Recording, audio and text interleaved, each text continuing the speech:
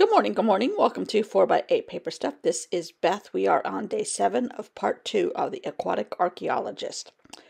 And possibly, most likely, probably, I'm pretty sure, the last day of this journal. I printed out the last few stories. My camera is in a different place and I forgot to allow for that. I'm so sorry, but all I'm doing is cutting apart the stories of what I printed them on. So until then, I'm just gluing them down. At the end, I will read you all the story, and it'll be a slow flip through because I am reading. So this possibly is probably it. That could be a good t-shirt too. This possibly is probably it. There are a few new people here. So this is a story that a journal that I started in March at the beach. Might have been the end of February. And then in between I went on a trip and I took a break from this and I came back and finished it. It is made out of a brochure that came from a trade show that my husband happened to be participating in at the end of February, and then I painted on it and did all kinds of mixed media, added different things, and put the stories then in it. It's about an aquatic archaeologist. Her name is Sarah Sloth, and her adventures and how she attempts her job. Now that page did not get done. I actually somehow got confused on that page when I was writing the stories last night, so it didn't get done. I'm going to put it in. It's just going to be very minuscule. So, and the stories are really like a one sentence or bullet points of a story that could happen maybe in the future, elaborate on one section of it. I don't know. I like to tell stories in my journals that I make up. Am I a storyteller? No. But do I have fun? Yep. And that's all that matters to me in a journal of any kind. Either you're documenting your life or you're having fun doing whatever suits you. And telling stories and goofy stories at that usually is what I like to do. So this is me finishing up this one and adding the last bits. These bits are all made on Procreate, pages of mine that I have manipulated in Procreate and then added text to. I kept all the Post-its back here because it was just fun to have that page, and that would be a great page to manipulate in Procreate too. Procreate is a great tool. It does not take away analog, but it is fun. Okay, we're going to do the story now.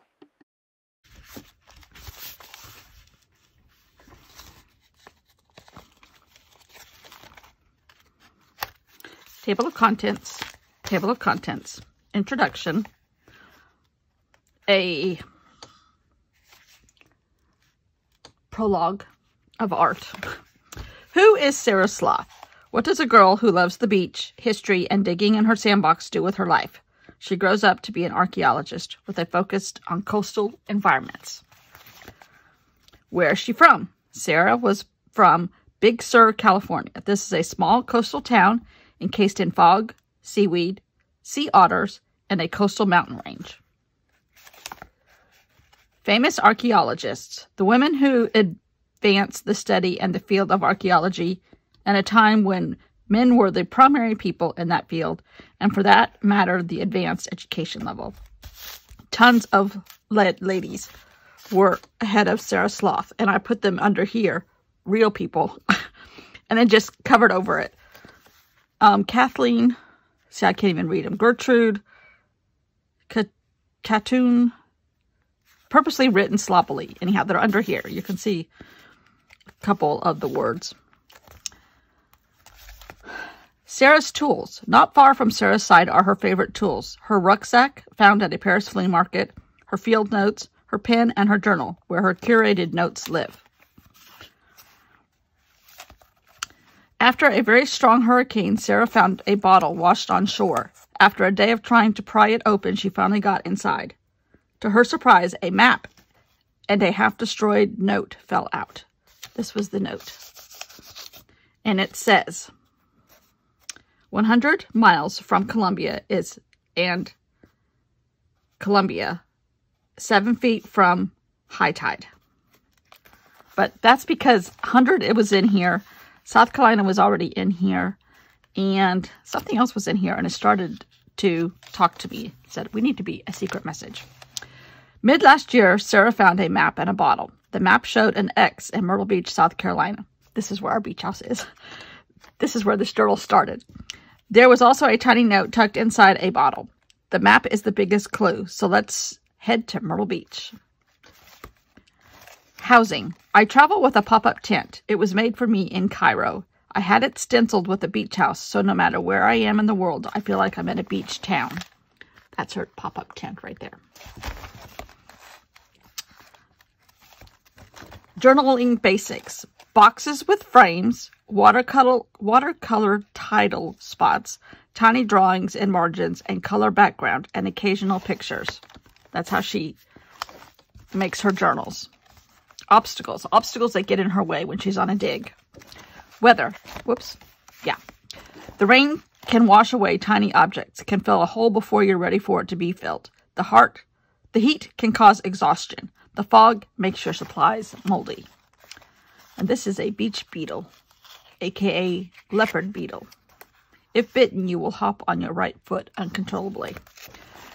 Bugs. Did you know bugs can invade a dig site? Little ones bring big ones. South Carolina is famous for palmetto bugs. They have been around since dinosaurs.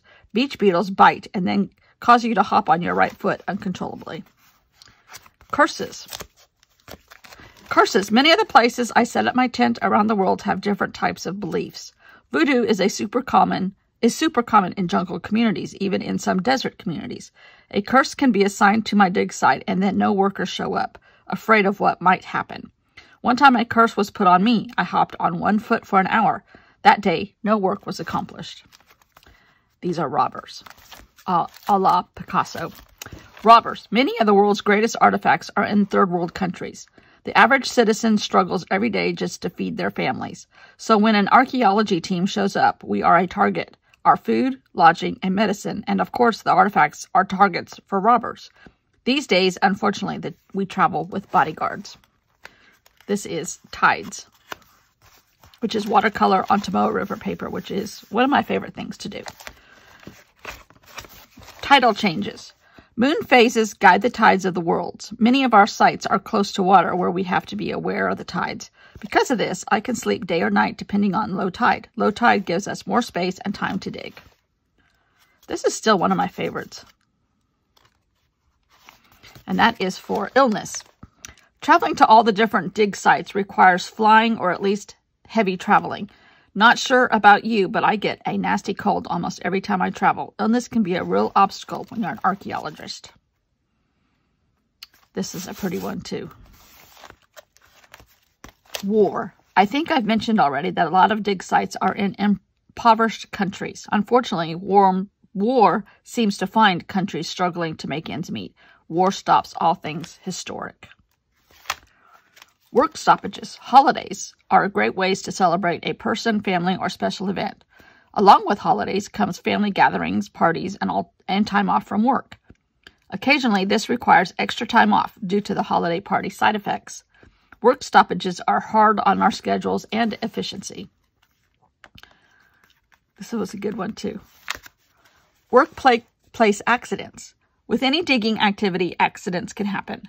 Caution and safety is of most importance, but on rare occasions, a workplace accident does happen. This, too, creates work stoppages and scheduling interruptions. Oh, this was a great one. This might be a close favorite, too. This is Dr. Nope. Dr. Nope is an herbologist. He collects special plants to develop cures for rare diseases. However, he usually finds his plants within old buried treasure. He collects the plants and often ends up damaging the artifacts.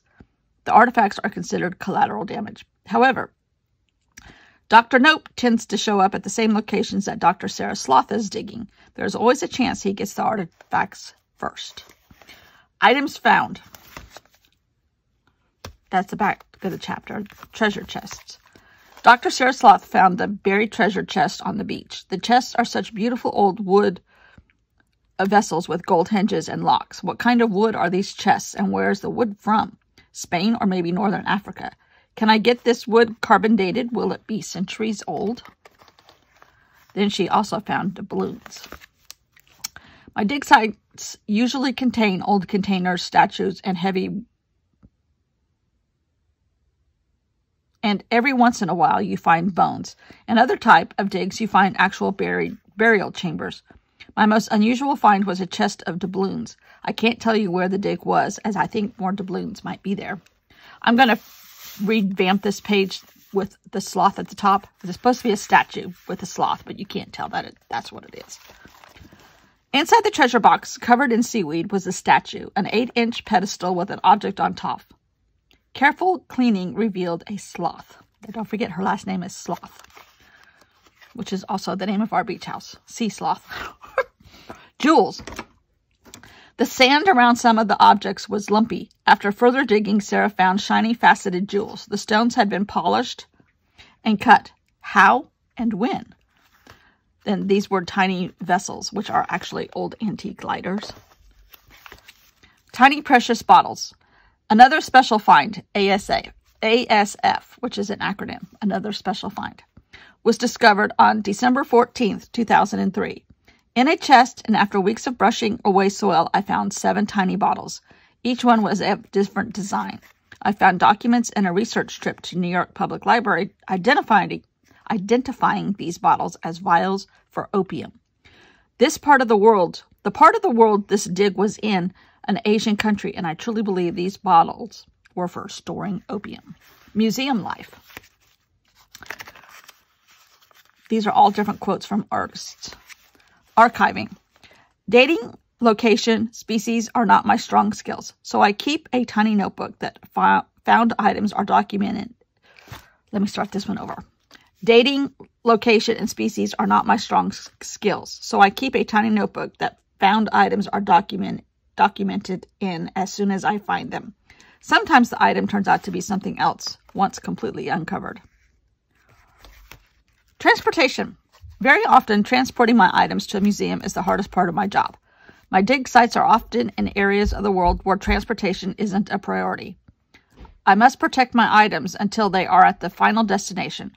All items are crated, bubble wrapped, and in cushion cases. Cushion cases are large pieces of foam that are able to wrap around large bubble wrapped items. Everything is packed into a crate and driven to a metropolitan area, where the crates are then shipped to their destination by plane. Museum grants. I love this one. Museum grants are my bread and butter, literally. Completing the grant application is an arduous task. Correct wording can mean enough money to have a full crew, extra snacks, and even a new tool purchased. Money also means the difference between a large museum display or a small display. Over the years, I have really learned to be colorful in my words, thus more money, thus better museum exhibits. I don't know. This is supposed to be display, but I forgot to do it in my stories, and it's ugly. So we're just going to skip it for now. What's next? As I finish one dig, the grant paperwork is already in process for the next one. My life as an archaeologist is a constant cycle of paperwork, dig, exhibit, repeat. What's next for me? Hopefully something in a cave. I haven't worked in a cave in a very long time. I've heard through the grapevine that I'm on a short list of possible archaeologists to do a dig in a hidden graveyard. So the next 5 years, caves and graves are on the agenda. A break. Work breaks for me mean time with my family. Time with family means home cooking, lots of rest, and time to read a good book. Sometimes I even teach. My local museum has me on their schedule to work with our local college. I teach archiving and grant applications. It keeps me current and in touch with up-and-coming archaeologists.